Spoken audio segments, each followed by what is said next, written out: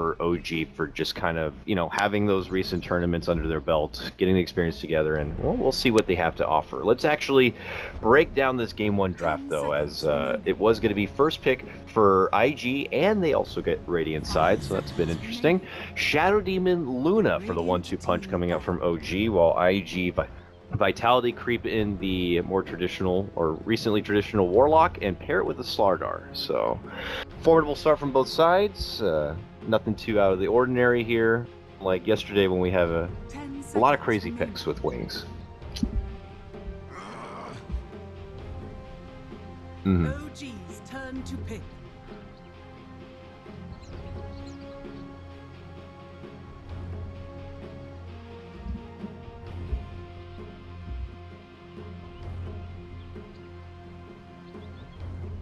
Ten seconds remaining.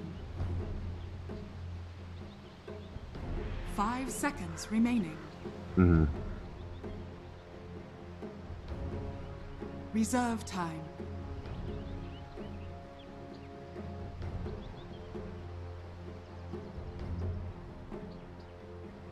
Yeah.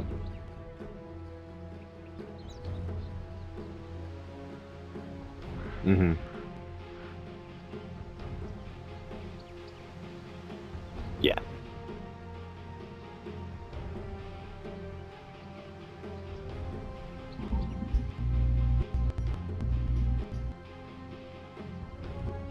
Yeah.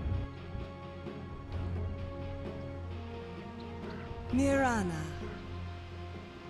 Now that a Mirana does come out now, and has been one of the other options that we have seen Ana go for in recent times.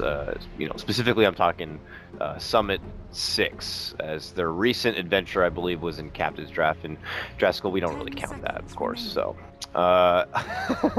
nonetheless, though, something well versed. They had it in their matchup against Virtus Pro in that grand final, but as we know, Virtus Pro was seriously on fire for that tournament. But here they are, looking to bring it back now.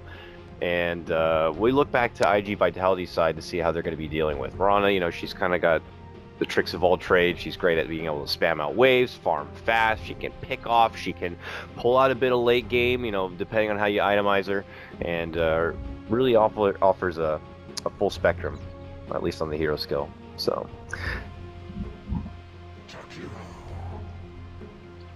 OG's turn to pick.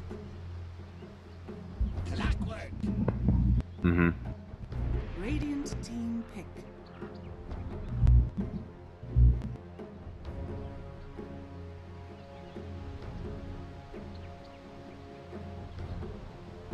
Yeah. 10 seconds remaining. 5 seconds remaining.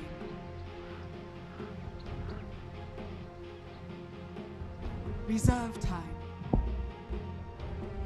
Oh yeah.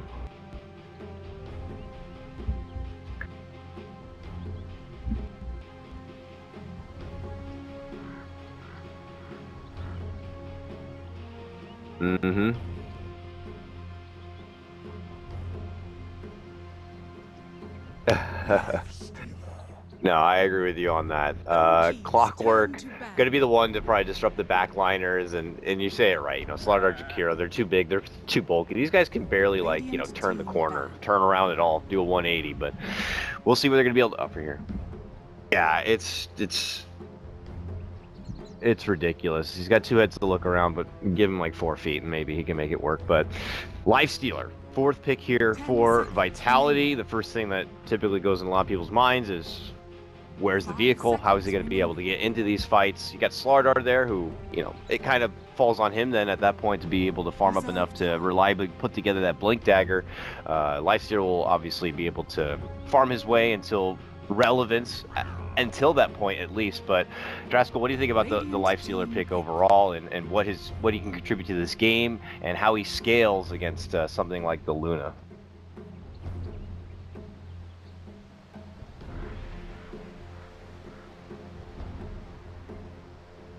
10 seconds remaining. 5 seconds remaining. Reserve time. 10 seconds remaining. 5 seconds remaining. Legion Commander. OG's turn to pick.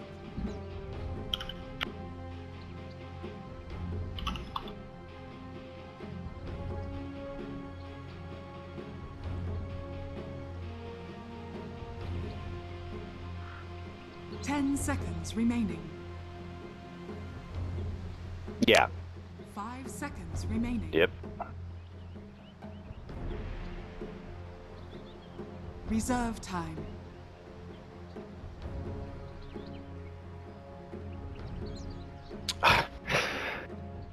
Yeah, what was it? It was Kangaroo, I believe, and at 12 minutes had 40 bonus dual damage. I had to like go back yesterday and watch the highlights from that game once again. It was seriously out of control. I don't think I've seen a Legion Commander do so well in Dota. I don't know, it'd been a long freaking time, but here again, seeing the spotlight a bit. I don't want to call too early and say it could be hero breakout of the tournament just yet, but nonetheless is another funky, fresh face to kind of bring into this meta. We don't see iG.Vitality pull out even like the likes of a Jakiro, and I want to say that Legion Commander very often, as I do look over some of their recent drafts here. Obviously that could be because they have some substitutes, they have Burning, they have Q, maybe they play some different stuff, but nonetheless, I'm anxious to see how they're going to be doing the roles here between the two supports or not, but it doesn't look like anything's going to be too fishy. Sakata has already jumped onto that Legion Commander, and meanwhile, Draskold, last pick for OG is the Timber Saw for Honest, so it's not the Invoker you were calling out for, but, you know, a crowd pleaser in his own right. What about the last pick Timber? It's super strong. Like, a lot of the damage that they're going to be dealing is armor based. So like Legion, Lifestealer, Slardar, all physical damage. Reactive armor is going to help a lot in that regard. And plus, it's a bunch of melee strength heroes against a Timber. Like that's just an opening. I think originally OG might have had Ana Marana in mind instead of putting it into a support position. But after having seen the last pick and saying, oh, okay, well, we can actually just destroy like 4 of these heroes with Chakram and a Timber combo. That's a really scary thing for a Legion as well, because when you go, you can't dodge anything, right? You're dueling a target, you're stationary, so that makes you like a sitting duck for arrows and chakram and all sorts of timber damage. It's not an easy game to play Legion, to say the least, but I think iG.Vit have the potential with their heroes to do it. I think they just have a higher level of execution that they need to hit to make their heroes work. And we'll see if they're going to be able to do it or not, guys. We have a small pause here as they fixed a sound issue, but if you obviously didn't already know, the Boston Major is well underway as we get into day 2 of the group stage coverage. I believe there are 4 different Boston Major matches happening right now. I got, of course, me and Draskold here covering OG and iG.Vitality, but I believe also we have Zyori and Cinderin covering a match remotely, and 2 others happening live right now. I know on the main stream at least we have Team Faceless going against LGD. Should be a bit of a doozy there. But be sure to check out all the other matches that are going on right now. Draskold, I know that we are not there live right now, but I guess out of my curiosity, and since we have the pause, is there any particular team that you imagine being able to come out on top? Are you one of the VP fanboys at this point, or you think that there could be another team that people are not giving enough credit to that might surprise? I mean, can we just say Warriors Gaming? Like, those boys put on a show yesterday, and I'm already, like, I was a fan watching them play just because it's an entertaining style of Dota, but yeah, they actually played extremely well against Wings the other day, and they beat the TI champions 2-1. I mean, that in of itself kind of makes me a fan of them. So obviously VP's the shoe-in. Everyone's thinking, okay, they're beasts, they're just crushing everyone. I believe they went 4-0 yesterday as well. So obvious favorites, but yeah, between those two, I would say. We'll see if things pan out that way or not as we get underway here and now. I actually might need to quickly fix a hotkey. I don't know why, but for whatever reason, this ain't working. Okay, I see the reason. We're going to hit this button right there. Bada bing, bada boom. We'll all tap back into the game, and we're ready to go. And no worries, Draskold, I didn't miss any of the action, as it doesn't look like we're going to have any sort of early skirmish. Some deep, I won't even say deep, some wards have been planted here. Nothing too surprising. OG get their off lane covered a bit with that bottom lane ward. And towards the mid lane here, iG.Vit are going to be providing a little bit of that extra vision to accompany and keep some assistance here for who Who is going mid lane right now on iG.Vit? Am I missing something It's here? Sakata. He's got the PMS and he's got the Tango pool, so it's Legion mid. Ah, yes. Okay. There it is. Down here and below. I think I got distracted a bit because I saw burning on Warlock, and that's just not something you see ever, Draskell.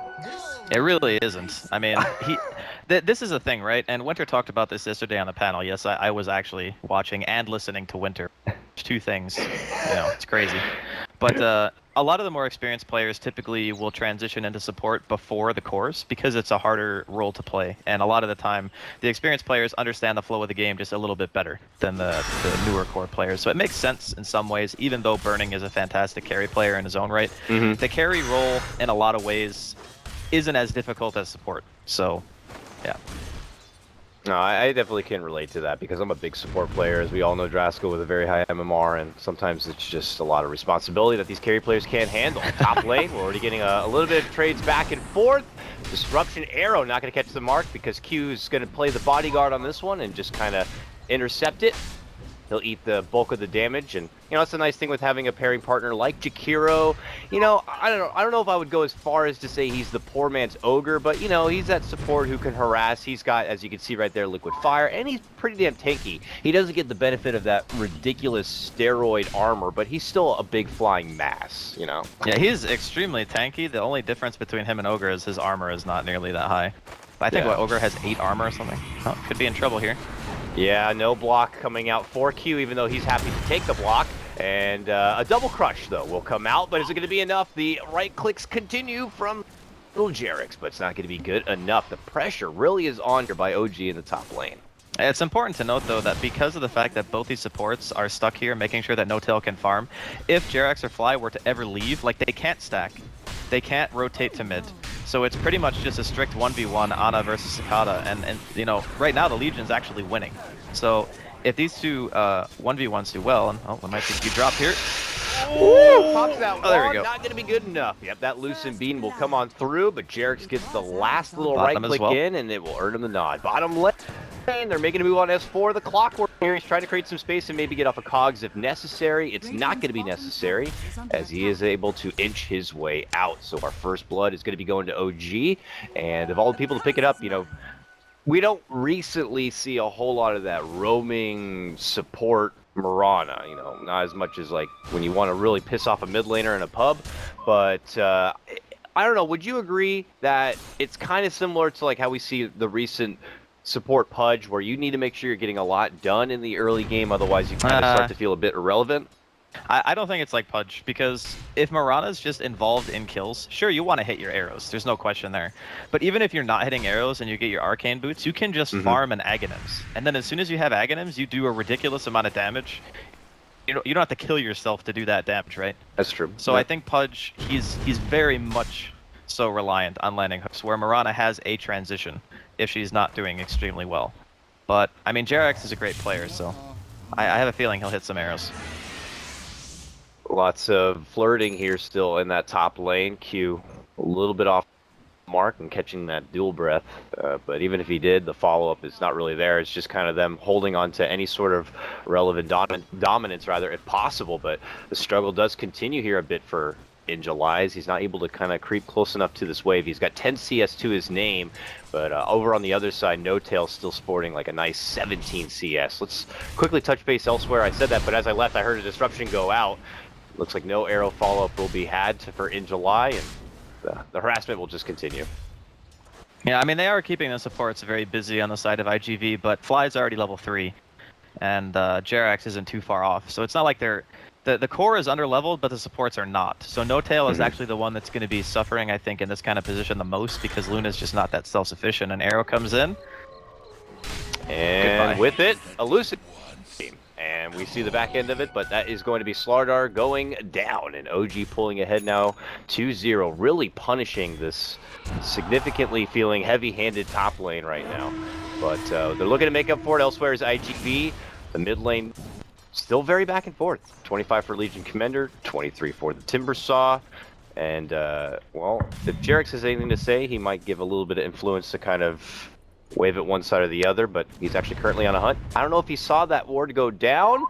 I guess that answers it, Draskell. He did see the ward go down, and that's a free free money, free XP for him. I mean, even Or if just you free don't money, see him rather. actually place it, the way that Q was facing kind of Yeah. indicates that there would be a ward there. So It's that Yeah, it's a slow good turn D-word. rate. Poor Jakiro. If he was there and had a fast turn rate, he could have dropped the ward and turned his 2 heads away, and they would have never known. But it takes a day to get that ward down and then look away from it. It's a real bummer for Q, but yeah, that sucks. You know, he's trying to make sure that at least he'll have a blanket of vision to prevent people from coming into that top lane, but not even that is going to be provided. So this is a little bit of a tough start for iG.Vit. But they still got Paparazzi here in the bottom lane, Drasko. We haven't really been able to talk about him too much. When I was first studying iG.Vit a while back, I learned a bit about Paparazzi. You know, he's a 9K MMR club member. We got to remember that, Drasko. He's got his jacket, if you will. And, you know, he definitely can play the game. It's just he hasn't really had the success to be, you know, in the spotlight like a lot of other 9K players. I mean, the guy's playing Lifestealer. That hero's like, don't get me wrong, it's good in this game, but I don't know. I think a lot of it has to do with the team that builds around you, right? Because a lot of the mid players are the ones who get all the praise, and you know they're 9K MMR gods and Boca players, blah blah blah. But it's really hard to shine on a core role because you are so reliant on your team. And in those games where you make the clutch play, it feels great. And speaking of dying. Yeah, S4 has been able to cog down Q, and Arrow follows up from Jerix, and it leads to an easy pick, 3-0. OG continue a bit of a little hot streak here at the start. The struggle continues for Q. We know Q, you know, back from his time on CDEC, you know, it wasn't like he was a very unique drafter. They had a formula at TI5 at the time. You know, we saw a lot of aggressive PL, aggressive gyrocopter and such. Q himself would play maybe a Visage from time to time, but never pulled out anything really unique here. So for him to pull out the Jakiro here and now in this particular game, it's, I mean, I was very curious to see what it was going to be able to contribute. Right now, it's feeling a little rough. What are your thoughts already about the influence of Jakiro in this game, or maybe what he can do to try to change things up? I mean, I think he's been because they sent him to the offlane with in July. The main thing about Jakiro and support is that you need to hit level 7 because you want that level 4 liquid fire and you want it bad. This hero adds a ridiculous amount of pushing potential. It makes the tower killing itself extremely safe as well. So you can just go in with like you and another hero. It doesn't even matter who it is. It could be freaking Warlock for crying out loud. Scan is going to hit here onto in July was farming. But yeah, I think the hero's levels are the most important. He doesn't really need a ton of items, like just a 4 staff will do for him this game. If he's super lucky, maybe he gets a Glimmer Cape or a Yule's. But that's about it. Like the hero really functions as a pushing support, and if you happen to be standing in you know, Macro Pyre, then you'll do some damage. But he's not a flashy hero. No, certainly not. Maybe a clutch, if you have like the team synergy and you get that Hail Mary of a, well, I don't know, something like a vacuum into Ice Blast Macro Pyre combo, but I would not be looking for too many big Jakiro plays on Noob from UA, that's for sure. Yeah. Bottom lane here, S4 is trying to hold up his own defensively against this tier 1 tower. It looks like momentum's been shifted by IG to try to pressure this bottom tier 1. OG are already beginning their flank here as we see Jerix hanging out on the sidelines. I don't know if they're going to converge on in, but IG have decided to pull off from the tower a bit. Jerix instead will go for the safe bet, and that's just arrowing down that bird, and we'll be able to secure the extra gold on that one. But you know, OG are kind of forcing IG to continue to search around a bit for where they can get some early game momentum, or at least find the safest bit of farm. And in OG's book, that's a win for them, I would say, for now. Double creep takedown now. Jerix gets both of those big creeps from the camp. Is being super annoying right now. He's holding on to quite a bit of gold too. Curious to see if he's just going to go the Arcane build. Seems to be the staple. Just Arcane, straight into Aghanims. No fuss, no muss. Yeah, there we go. He's going to pick it up. The thing that we talked about during the beginning of the draft, or when rather the beginning of the game when the draft was finished, is iG.Vit really need to execute with their heroes. And the big things they're waiting for, obviously, in July, be getting his Blink Dagger going, the Warlock Golem coming up on Burning, and then trying to use like the Infest combination with Cicada in some way in mid. Rush in from IG. They really want to make something work here, but Jerix gets a nice connection. An arrow, it ruins everything for IG, and Cicada's going to be going down right away. OG giving nothing right now to IG, and they're going to be wanting more because they secure a Q kill and a triple kill for Ana. OG Ana right now saying, this is my new organization, and we're doing pretty well. Dear God, dude, that was brutal. So that he was holding on to the duel because it's a timber saw, right? And you don't want to duel too early because sometimes you might not have the damage that was there. So he was waiting, just throwing out auto attacks, and just eats an arrow in the back of the head, just execution style, and then he just ends up dropping the timber damage. And that's why they decided not to put Mirana mid right there, because if it was another hero that got stunned like that, it probably would have just flat out died. And instead, with OG's team cohesion, they managed to turn around and get full kill. Gotta feel a little concerning now for IG. You can feel their hunger to try to make a play happen, and they get shut down. Paparazzi, Rage, TP will be able to make it out just in time because Trouble was en route. Back at top lane, iG.Vit, that hunger continues as they're diving on in, looking to go for no tail. He gets off the Eclipse, S4 also jumps in. The Rock, though, comes on top, and it could be good enough. It will get no tail down, and also will lead to unfortunate demise of both Sakata and the Slardar. They're turning back and around. Good ice path could be good enough to get Ana, but he's able to jump back and away. Jarek steps in, helps clean things up. They should be able to get Q as well. He needed another right click. Will get it done. Here comes Paparazzi now, jumping on in, trying to get a hit on Ana. Not going to be able to grab it. Double kill for Jarek. 4 go down for IG. They could make it 5, and they will. Ana makes it a full 5-man wipe. Already at just about 10 minutes in, it's 11-2 for OG. Another, I don't want to say desperate, but it feels a bit desperate here for IG to make something happen, and it leads to a failure. My goodness, that like the level of confidence that you need to do what Jarek's just did. He walks in, has no leap, eats an auto attack or two to the face from a lifestealer that already has armlet at 11 minutes, and just throws out an arrow and hits it. Like if that arrow misses, Paparazzi walks away. He could potentially even die. Like there were so many things that could have gone wrong there for him. Another point to note, the Luna got super unlucky, so No Tail pops Eclipse as Burning's Golem goes down. So he hits only 2 beams on Sakata. If a third one hit, he would have actually gotten the kill and dual damage. So even though that was an utter disaster, you still have this opportunity where it could have actually been worse for the side of iG.Vs. Fortunately for them, they were able to at least get a return kill. Not what they were looking for out of the first rock, to say the least, but they still haven't really hit their stride either. Injuly is still very far away from his blink. He only has 300 gold to his name after having the Iron Talon and the Tranquils up. And Sakata seems to be going straight for what I assume is going to be an armlet, but armlet's not really against like Timber Saw damage and having battery assault and Eclipse in team fights. Armlet's kind of tricky to use because you're basically just relying on it for pure damage. And I don't think that OG are going to be split farming that much if they have huge lead like this early, because there's free tier 1s to take. Like they can just walk down lanes with their heroes now because of the advantage that they've accumulated for themselves. So it's already tricky enough for iG.Vit, but that last fight just makes it 10 times harder. Yeah, for sure. It looks like we have a little bit of a sound issue here from OG Ana, so he'll go for a little bit of a reconnect as we get back in. And yeah, I don't want to just echo from what you said, but definitely looking a bit unfortunate here. Sakata trying to build your way towards, as mentioned, the armlet, but as we remember from yesterday, a certain Warriors Gaming Legion commander 1 minute from now would have about 40 dual damage here. You could just see that's, I don't know if that's a unfortunate circumstance of the hero or not. Sometimes Legion commander can be the hottest thing on the planet. Sometimes you just kind of go into a bit of a cold streak and you're reaching around trying to find a duel anywhere you can get it, even from a homeless man or something. So they'll see if they can try to start to stack on some dual damage for her.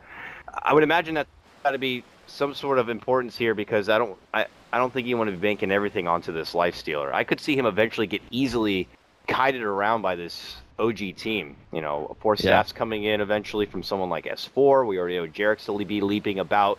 Ana's Timber Saw, Timber Chaining all over the place, and maybe even Fly will probably pick up a 4 staff at some point, but yeah, we'll see, man. It's a challenge for IG. I think the plan that they had wasn't a bad plan.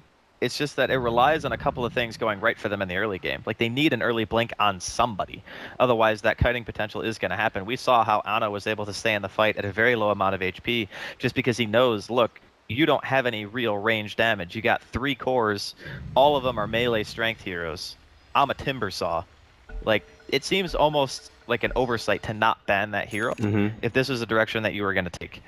So Ana being given a lot of room by his team. We talked about it during the draft, putting him in a position where he can succeed, and my god, did they ever give him a good hero for this game.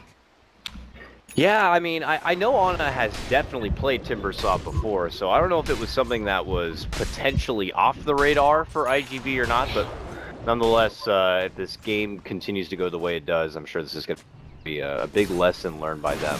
But for now, OG being able to capitalize on what feels like a more heavy-handed draft, and the farm will continue to grind. Anna earlier picking up that triple kill, already 6-0 on a Timbersaw, one that already loves to be able to snowball out of control.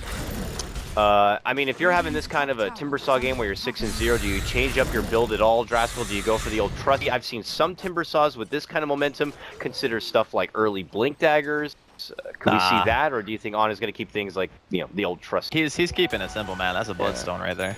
Yeah. He's gonna have it very, very soon, actually. He only needs the recipe? Yeah, so he's gonna have it at like 13 minutes, maybe less.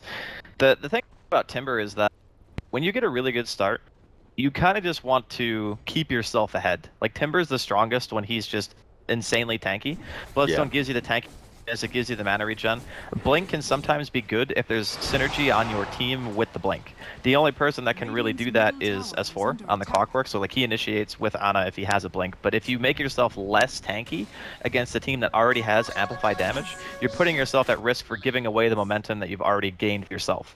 Okay. So you really want to make sure that you're getting that tankiness so you don't just die. Yeah. Oh, potential Moonlight Shadow gank. There you want Paparazzi here. Arrow is out. Paparazzi No way. not paying attention. No way. He's not looking, so he doesn't hit rage, and he dies. I mean, that arrow had been coming a while. He had to, but you know, yeah. He had to have been looking somewhere else. That's my only thing. Like, if you have some vision down, he could have been looking top at his teammates. He could have been like looking anywhere else, because there's no way you get hit by that arrow if you're watching your hero.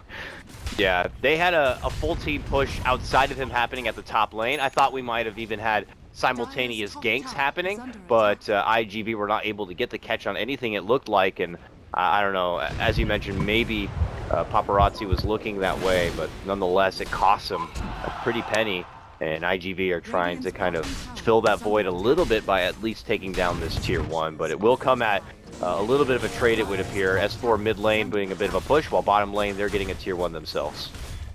Yeah, it's one of those things where it happens, you know. You get hit by an arrow that you shouldn't get hit by because you're trying to do something else, and when you're playing at like this level and you're looking all over the place 24/7, sometimes you eat one, and that's Dota 2. But yeah, the trade goes down, tier 1 for tier 1. Paparazzi is still actually farming very well, even though he's 0-2, so that he should be able to keep himself relevant in the game, and that's really important, because if he can get that Echo Saber and Desolator, which I assume is probably just going to be the build for him, and they can get some kind of hero on his team with the Blink Dagger, there is comeback potential, because they can kill heroes real fast with that combo. We'll see if they can get a hold of any of these heroes, though. They certainly have that kill potential now. Burning's got the rock in his pocket, and they have smoked up, and they're going to be looking for an opening here. Creeping towards the mid lane, will Invictus Gaming be able to find the opening they've been hoping for all game long to try to string them back into this? Obviously, OG very hesitant here. Where the hell is iG at? I don't see him in any lanes except for this Lifestealer in the mid lane, so they're in a serious buddy-buddy system over by the Ancient camp that's currently stacked up, and they'll gladly farm through that quite a bit, but not looking to commit and show themselves in the lanes, and that could probably be a bit frustrating to iG, because they want an open, they want to take a fight, but the fight's not showing itself. Yeah, the DD on the Legion is big too, with the freshly purchased armlet. That would have been a lot of damage output, and with the Amplify, they should have been able to at least get a kill or two. But I mean, the Ancient stack being farmed here by OG, not going to be contested, not even any vision in the area. OG done a really nice job of helping No Tail recover from that lane where he was basically just, he was sharing experience between him and the two supports, which is necessary, but not really what you want. But now he's kind of getting himself back into the true core 1, where he's just highest net worth, you know, highest overall experience on the team, I guess, besides the Timber. And everything just seems to be going well for them at this point. There's not really too many wrenches that iG can throw on their plan unless they execute perfectly. And a lot of that, again, is predicated around that Blink Dagger that is still, you know, 500 gold away. And even when he's able to get it, you got to ask the question, is it too little, too late at that point? Will OG just have that one extra item that gives them all that extra life, or normally they would have been able to get that instant dual burst down, and now it would take a little bit of extra muscle power. So got to see if IG may have missed the mark or missed at least the window of opportunity to really take advantage of something like a blink dagger. So OG though resilient mid lane, continue to push and pressure as much as possible, try to get this tier 1. Even a macro fire by Q to try to slow the roll, but it could have put him in a bit of trouble, and it will. They lead in with a purge, they hit him down with a couple of nukes, and the dragon's gonna be made into minced meat. And this should help secure the tier 1 for OG as they continue their hot streak in game 1, 13-2, and already got what looks like near a 7K net worth advantage. At this point, it is looking really hard because OG can turn around and do Roshan at any point in time. Timbersaw can tank that thing indefinitely. He's just never gonna die. You got Luna with the Lunar Blessing to deal bonus damage. They can arrow spam it. I mean, for crying out loud, there's almost an Aghanims on his Mirana, man. He's only like 900 gold away. And it's 17 minutes in. There's got to be something that goes well for iG.Vit in the next couple of minutes, or it seems like it's just going to be kind of a rollover game. Yeah, I mean, OG's building up a quad core system, if you will, at that point. Jerix is able to kind of get his farming item this early. He'll be able to easily segue into some damage items if he'd like. I mean, could keep the utility style of things nonetheless, but yeah, this is everything you can ask for if you're an OG fan right now. They are feeling pretty green, but we'll see. IG's resilient. We know one of the cornerstones of some of these Chinese Dota teams is they have a really strong set of defense, great high ground defense potentially. I mean, you have the Rock, that works well. You have Jakiro, fantastic high ground defender. I'm reaching here a bit, Draskell, and I don't want to say they're going to be stuck in a high ground defensive situation that early, but it just looks like that's kind of the road we're going down right now. Yeah, it's not derogatory to say that they ain't doing great, you know? It's a rough game. But there's a Deso up now. They're going to smoke. Okay. It's a fresh blink on in July. This is it. This is it, Draskell. I feel it. It's IG's time to get back into this game. Let's see if they can do it now. Jump in, crush. Okay, a little bit of a force. Jump in from S4, and don't even think about it, IG. You're going to get nothing. Turn it back onto Paparazzi now, and they want some Lifestealer fun. They will certainly get it. Rock will have to come out from IG in July very low. Fatal Bond's doing a little bit of work there on the S4. They can't get the grab on in July yet, and he's going to be able to blink back in a way, but still just losing your Lifestealer. Oh, S4! Get them with the rocket. Well played on that one. My God. Burning as well. Could be caught out. They get him with a disruption, and they blow him up. It's godlike another for flare Auto right now. Oh my God. There it is. S4 gets also the grab onto Jakiro. It is ridiculous how well they are playing. Oh, iG.Vit can't get anything. They can't get nothing. And OG punish them so bad every time. I mean, they did get Jerax eventually. So the guy that they originally initiated on ended up dropping to Fatal Bonds, but he ended up killing the Jakiro with like 5% of his health. And then the flare obviously finished him off after Jax was able to go down. But, I mean, S4 was just in the right place at the right time. He got the force staff. Crush bomb on 2. Still not good enough. The duel's going to be on the Timbersaw. Jumping from S4 to slow him down. Plus a disruption. No damage to be rewarded for you. And now the Eclipse as No-Tail casually rolls it on in, almost feeling more like a intimidation factor at that point to just fend off IG. It's going to be good enough. They Moonlight Shadow, they run on back. Good connection with the Ice Path. They're going to try to get that mighty, mighty streak of Ana, but not today. 9-0 and 5 and 15 Bloodstone charges. He's almost got a Lotus Orb too, it would appear, as he has the Plate Mail and the Ring. So, man, if you thought OG was hitting hard before, it's not going to get any easy here, IG. They will be rewarded. No pick-off kills on the defense, but at least they do get to keep their tier 3. I mean, we're really looking for upsides, and we're saying at least you got to keep your like, tower. At least they haven't lost yet. It's rough, man. Like, with the Lotus Orb being out as well, the biggest potential that they have for killing anybody is amplified damage with the Lifestealer, right? But as soon as that can get dispelled by Lotus, you know, you're not going to kill Ana unless the fight lasts so long where you're throwing out multiple amps. And the unfortunate part is there's so much damage output on OG through Eclipse, through the Timbersaw himself, that you're probably not going to get a chance to cast it more than like 2 times before the fight is already in a position where you need to run away. But, I mean, iG.Vit, they maybe got like 1 or 2 good swings left in them, I think. The towers and the top lane are still standing, the tier 1s. I wouldn't be surprised to see OG just go up and claim that free gold at some point. Yeah, and maybe just go for mid lane Roche. Q. It's been a hard game. 0 and 6 Ana sees a support and sees a blood charge. Is he going to go too deep for this one?